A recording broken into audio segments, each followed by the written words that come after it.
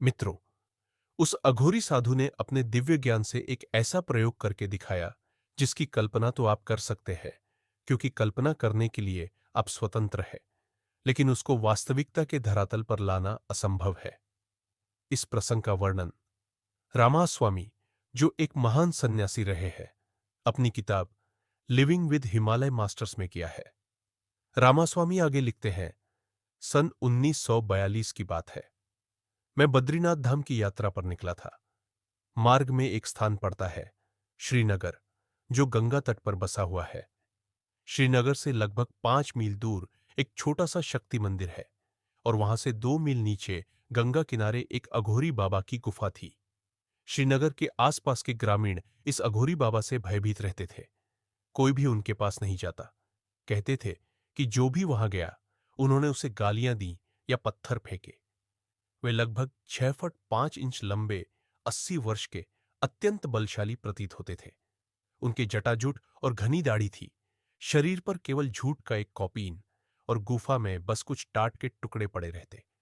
मैंने ठान लिया कि उनसे मिलूंगा, रात्रि वहीं बिताऊंगा और शायद कुछ ज्ञान प्राप्त करूंगा। एक स्थानीय पंडित से मार्ग दिखाने को कहा। पंडित बोले, यह अघोरी कोई साधु नहीं, गंदा आदमी है।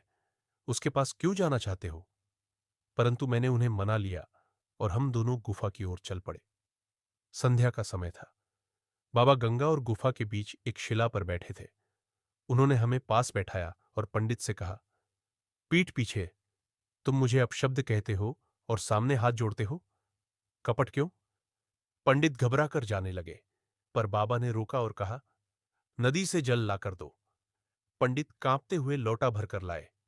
तब बाबा ने उन्हें एक छुरी थमा दी और आदेश दिया, नदी में एक मृत शरीर बह रहा है, उसे खींचकर किनारे लाओ, उसकी जांग और पिंडली काटो और मांस मेरे लिए ले आओ। यह सुनकर पंडित भय से कांप उठे। मैंने भी सिहरन महसूस की। बाबा गरज कर बोले, या तो शव से मांस काटकर लाओ, नहीं तो मैं तुम्हें ही काट लूंगा। चुन लो। बेबस पंडित रोते डरते शव का मांस काटने लगे। भय के कारण उनकी उंगलियां भी कट गई और रक्त बहने लगा। वे मांस लेकर लौटे। तभी बाबा ने उनकी घायल उंगलियों को छुआ। क्षण भर में घाव भर गए, जैसे कभी कटे ही न हो। उस मांस को मिट्टी के पात्र में डालकर आग पर चढ़ाया गया। बाबा बोले, यह युवा सन्यासी भूखा है, तुम भी खाओगे? हमने हाथ जोड़कर कहा, हम तो शाकाहारी हैं। बाबा मुस्कुराए, क्या तुम समझते हो मैं मांसाहारी हूं? मैं भी शुद्ध शाकाहारी हूं। कुछ समय बाद जब पात्र खोला गया, तो उसमें शव का मांस नहीं, बल्कि रसगुल्ले थे, और वही मेरी प्रिय मिठाई थी, जिसके बारे में मैं गुफा की ओर आते समय सोच रहा था। बाबा बोले, ये देखो, इसमें मांस कहाँ है?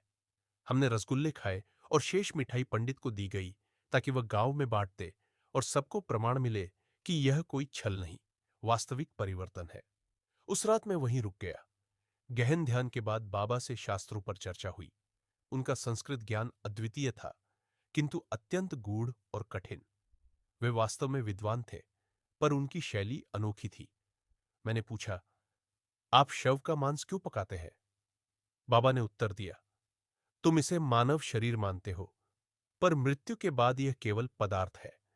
इसे कोई उपयोग नहीं करेगा तो मैं करता हूं। मैं वैज्ञानिक हूं, पदार्थ और ऊर्जा के रहस्यों को खोज रहा हूं।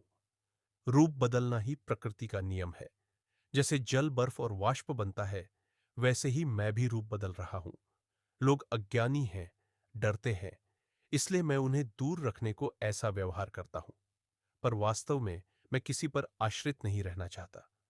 उन्होंने रात्रि भर मुझे अपने अघोर मार्ग की बातें बताई। अगले दिन उन्होंने अनेक चमत्कार दिखाए। रेत को बादाम और काजू में बदल दिया, पत्थर को मिठाई बना दिया। उन्होंने कहा, यह विज्ञान नष्ट हो रहा है, लोग इसे अपनाना नहीं चाहते। आने वाला समय इसे भुला देगा। पर यह विद्या उपचार के लिए है।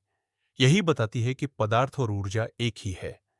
जगत के सभी नाम रूप एक ही जीवन शक्ति के विविध स्वरूप है। वैज्ञानिक आज भी बच्चों जैसे हैं। उन्हें यह एकत्व अभी समझ में नहीं आया। मैंने उनकी बातों से सहमति जताई, पर उनकी जीवन पद्धति को स्वीकार न कर सका। विदा लेकर मैं वहां से चला आया। यह प्रसंग केवल रहस्यमय अघोरी साधना ही नहीं, बल्कि पदार्थ और ऊर्जा की एकता तथा जीवन के गहन रहस्यों पर भी प्रकाश डालता है। धर्मशील मित्रों, यदि आपको यह प्रसंग अच्छा लगा और हमारे सनातन धर्म के धर्म ग्रंथों में निहित दिव्य ज्ञान, हमारे ऋषि मुनि और सच्चे साधु संतों के दिव्य ज्ञान पर श्रद्धा और गर्व है, तो इस चैनल को सब्सक्राइब करें